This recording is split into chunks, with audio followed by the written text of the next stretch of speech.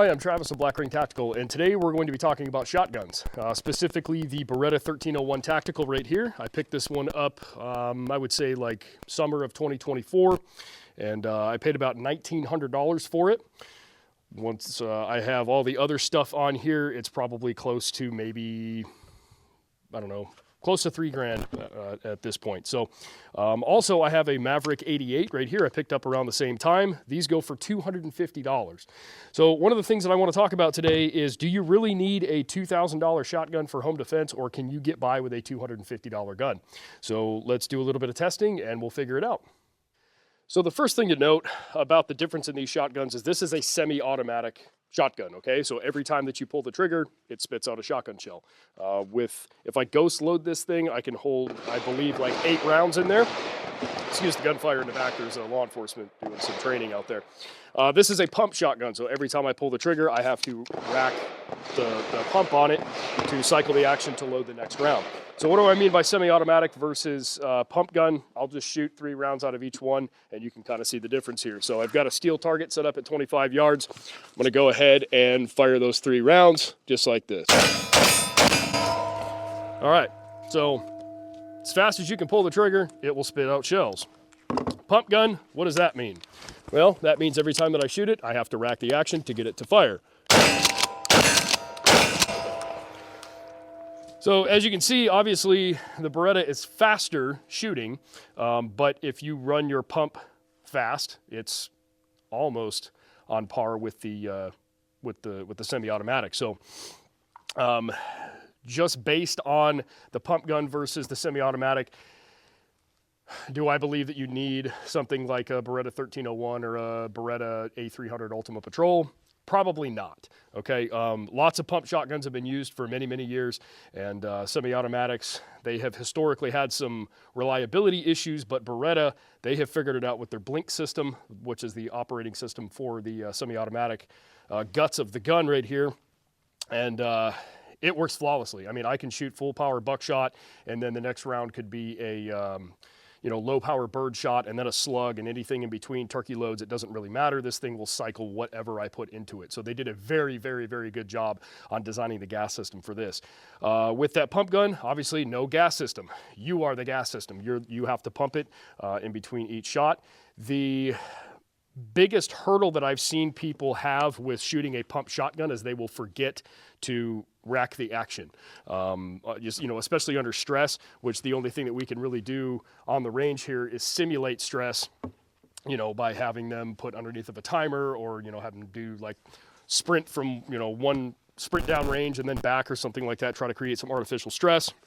But typically what that looks like as far as creating stress, this is what I have seen. I'll load 3 more rounds into the pump gun. This is typically what I see people will do right here. And they'll look at the gun and they'll go, oh yeah. Or sometimes they'll short stroke the gun. They'll bring it back like this, and they'll kind of fiddle with it and then be able to get the gun back in there. As you can see, even though I tried to kind of short stroke it and mess with it, it still ejected that shell. That just goes to show you how reliable these $250 Maverick 88s are. It is essentially a Mossberg 500, but it's, I believe some of the parts are made in Mexico and assembled in Texas, I want to say. Don't quote me on that. I'm sure somebody in the comments will tell me exactly what the difference between a Maverick 88 and a Mossberg 500 is. I know that the fore end right here, the way that attaches to these operating rods is different than it is on the Mossberg. Apparently these are a little bit harder to exchange if you wanted to put a different fore end on there. But I mean, really, having ran this gun, not for too long now, but long enough, I don't really see any reason that you would need to change this out unless you wanted to put a light or something else on the side of it. But even then, they make attachments to attach a light towards the front of the gun right up in here, so that you'd be able to push it with your thumb, or, I'm sure you could figure out a way to attach a pressure pad or something like that to it. I will say that on a home defense gun, the number one thing that you need is going to be a light. You absolutely have to have a light on your home defense gun because you have to see what is going on in the middle of the night. So this one is not my home defense gun. That's why I don't have a light on it yet. I'm going to get one. I just need to figure out what brand I want to go with and everything else. Typically for defensive lights, I like to run Surefires. Something like this, though, I may just put a stream light on it, save myself a little bit of money, find kind of a cheaper mount and see if that would be okay. The next thing that we could talk about is the side saddle. So you can see that right here on the side of the gun, I have extra ammunition. These are really cool. All this does is just attach with Velcro. So you take like some rubbing alcohol, wipe down the side of your gun or brake clean or whatever you have, get all the grease and oil and everything off of the side of it. You put some soft-sided Velcro on there. And then these are just a cheap Amazon special. I use these for just training. I do have some S-Tac ones and HSGI ones that I use on my home defense gun for like real world use. As you can see, these are not the greatest material. So sometimes as you're shooting, the shells will slip down and things like that. They'll fall out of the cheap side saddles. So go ahead and do yourself a favor and get at least one or two of the S-Tac ones. Those are the ones that I really like. They seem to work very, very well. Other than that, this is just a bead sight on the front of the gun right here. There's no sight on the back right here, so all you have to do is just kind of aim down the barrel and put the bead where you want the shot to go. This gun, I've tested it with a bunch of different buckshot, the Maverick 88, and it is very reliable. It cycles everything, just with the pump action. It patterns very, very well, even with cheap ammo, which I think is amazing. Shotgun barrels are kind of unique. Everyone I've heard them described as like a fingerprint, each barrel. So this one pretty much likes whatever that I throw down the tube. And essentially that's what the shotgun is it's a tube attached to a trigger. With the Beretta, the 1301, there has been a couple of different brands of buckshot that it just does not like very well. It shoots federal flight control very, very well. Obviously, federal flight control is, very expensive, sometimes hard to find, but that is kind of the gold standard for a law enforcement or defensive type round.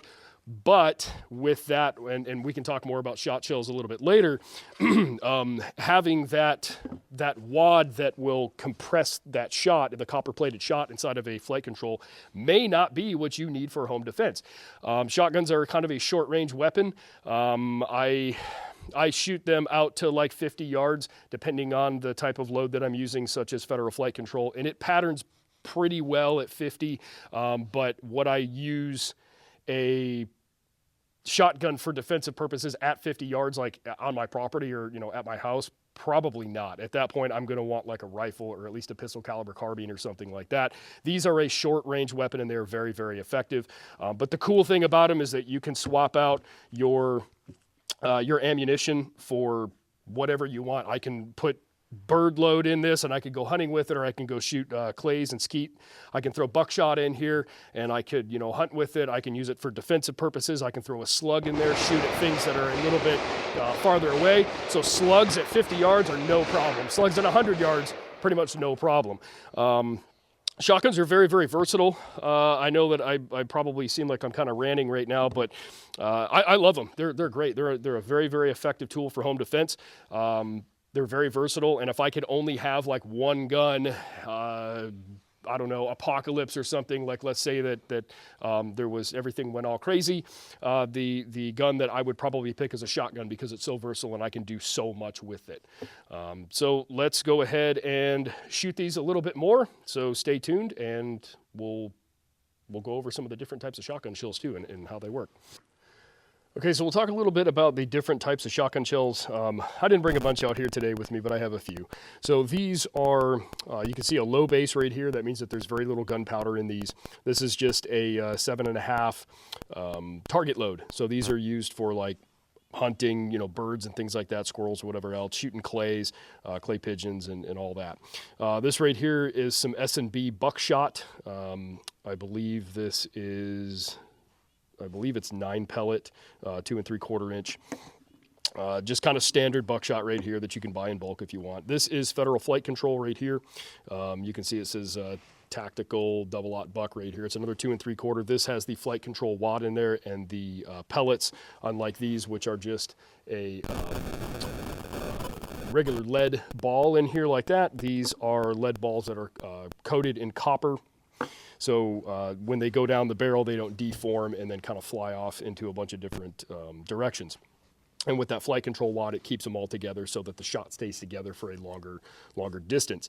This right here is a Remington slug. I believe this is a 7/8 of an ounce slug. It's just a solid chunk of lead. This will essentially turn your shotgun into kind of like a rifle.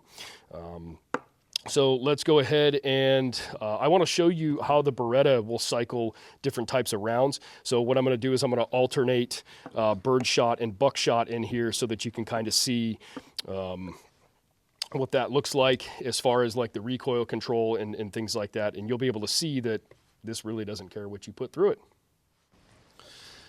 Okay, so I've got these different shot shells here. Go ahead and put them in my pocket, and I will show you kind of what I'm talking about here. So the first shot that I'm going to put in here is going to be buckshot. I'm going to go ahead and load that in. Then I'm going to put birdshot, but you have to remember first in, last out, right? So we've got that. Then we're going to,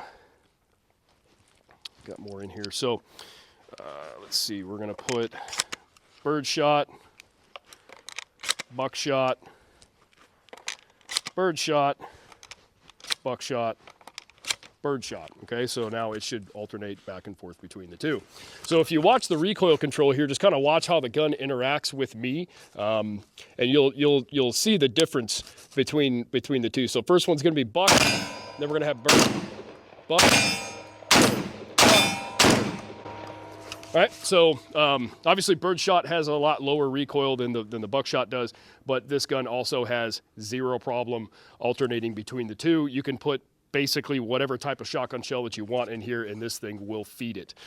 Very, very cool on the Beretta 1301. So something to think about if you're looking for a semi-automatic gun. I do not have a Beretta Ultima, or the A300 Ultima Patrol. I've got a friend that has one. He hasn't mentioned that he's had any problems with his either, so I'm guessing that they're going to feed kind of the same, but with these, this thing will eat whatever I throw at it. Okay, so I just got done shooting the Beretta 1301, and now I've got, I believe, 4 shells loaded up into the Maverick right now. So I'm going to show you how fast you can actually shoot this pump gun, to kind of talk a little bit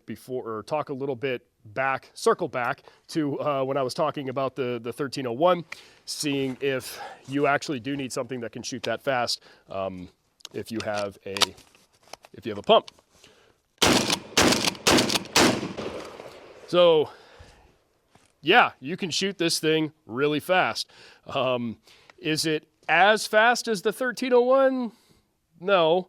But for like home defense, I mean, would you really need to shoot 4 shot shells that fast? I mean, maybe. It's nice to know that you can, but you could still run a pump gun really, really fast. That's what I'm trying to say. You may not need to buy the super expensive semi-automatic gun. Unless you want one, go buy one because they're super awesome. All right, so I just shot 4 rounds out of the pump gun pretty fast. To show you that you can still shoot a pump gun pretty fast. I'm going to shoot 4 rounds out of the Beretta, the 1301, just because it's cool, right? So, yeah, that's just cool. So go buy one of these if you want to, and you can like afford it because they're cool. All right, so kind of in conclusion, I know that this wasn't a very educational, informal video, whatever else. I just wanted to come out here and get some range time in, shoot some shotguns, and make a little video, kind of break down, a little bit of the difference between the 1301 and the Maverick 88. But all in all, do I think that you need something like a Beretta 1301 for home defense? No, I do not. I think that you need something like a Maverick 88, a Mossberg 500, a Mossberg 590, a Remington 870. I have one of those too. I didn't bring that here today. Pump guns work just fine. They've worked for a very long time. If you can afford it, if you need something like a semi-automatic and that's what you want, go buy one of these. Go buy a Beretta A300 Ultimate Patrol. Those are really nice too. Mossberg has some offerings. Remington also has some offerings with the semi-automatic guns. The technology's better than it was before, so I wouldn't be inclined to say that this is the only semi-automatic gun that you should buy, because there are other ones on the market that work just well, or just as well. So yeah, go buy a shotgun. They're really cool. Come see me for some training. Shotgun classes are available on the website. I don't think I have too many this year so far, but I'm, depending on the interest that I get, I can go ahead and make some more shotgun classes for everybody. So, in the words of Super Troopers, spread it on.